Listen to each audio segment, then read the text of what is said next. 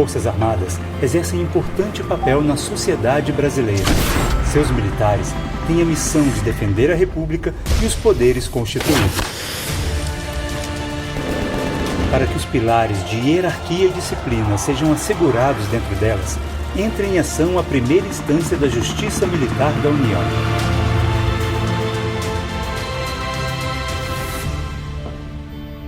Para celebrar essa atuação, neste ano comemoramos 100 anos da criação das auditorias militares, a primeira instância da JMU. Durante esse século de história, a Justiça Militar da União tem acompanhado as mudanças políticas e sociais do nosso país.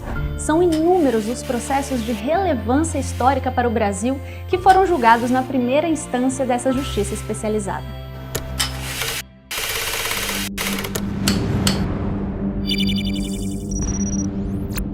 Em meio ao cenário da Segunda Guerra Mundial, mais de 25 mil soldados e oficiais brasileiros da Força Expedicionária Brasileira combateram na Itália contra as tropas do Eixo.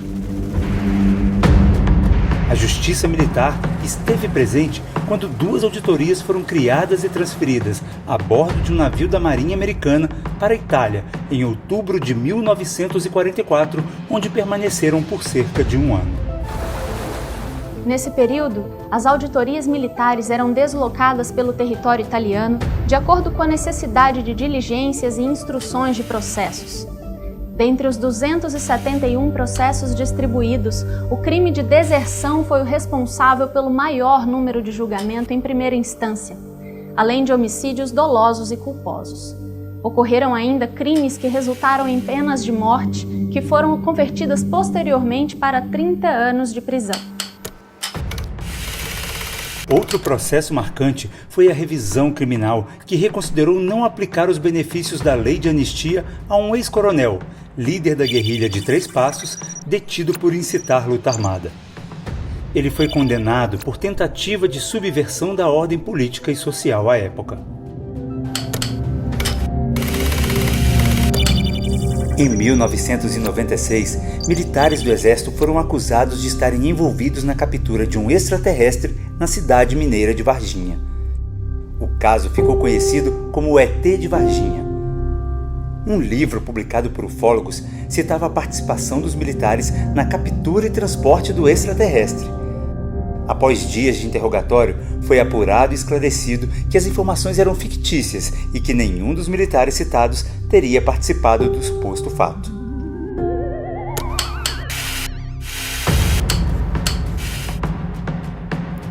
Mais recente na história do país foi a condenação de controladores de voo da aeronáutica.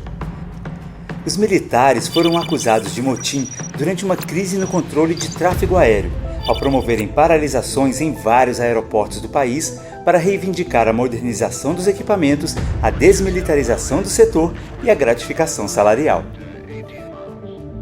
O caso, que ficou conhecido como o apagão aéreo, gerou atrasos e cancelamentos de voos, ocasionando filas em aeroportos por todo o país.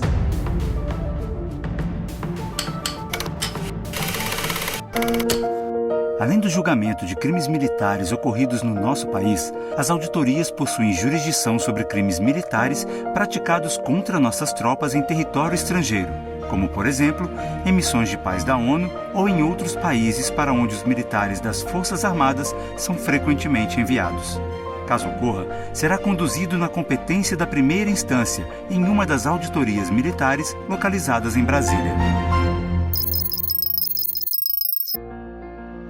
Desde a sua criação, a Justiça Militar do Brasil já esteve organizada em juntas, conselhos mistos e conselhos de guerra.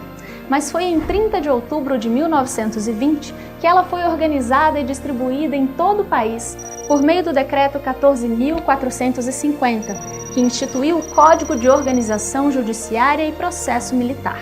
A partir de então, o território nacional foi distribuído em 12 circunscrições judiciárias militares, com suas auditorias militares, que julgam os processos relativos à Marinha, ao Exército e à Aeronáutica, e possuem atribuição específica de atuar e julgar processos de crimes militares que estão previstos em lei por meio de seus conselhos de justiça.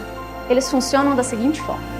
Os conselhos são formados por um juiz federal da Justiça Militar da União e por 4 oficiais das Forças Armadas.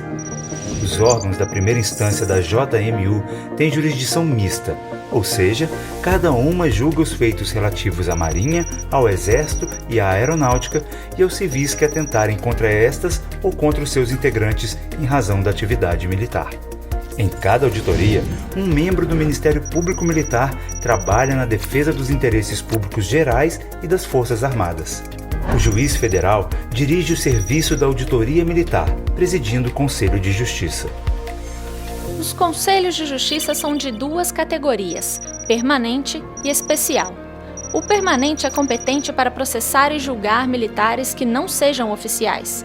Nessa categoria, há um rodízio de juízes militares a cada 3 meses.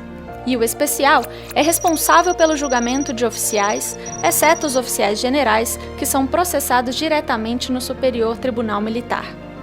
No Conselho Especial, cada processo tem a sua composição e seus membros devem ser de hierarquia superior ao posto do militar que está sendo processado. Não apenas os civis, mas também os militares que praticarem delitos em conjunto com civis são julgados monocraticamente pelo juiz federal da JMU.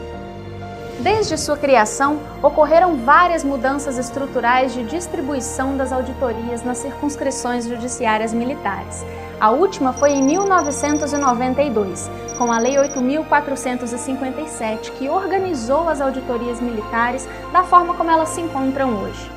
Atualmente, a primeira instância possui 38 juízes federais e mais um como juiz auxiliar da Corregedoria da JMU.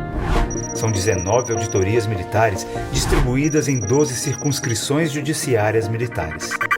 A primeira abrange os estados do Rio de Janeiro e Espírito Santo.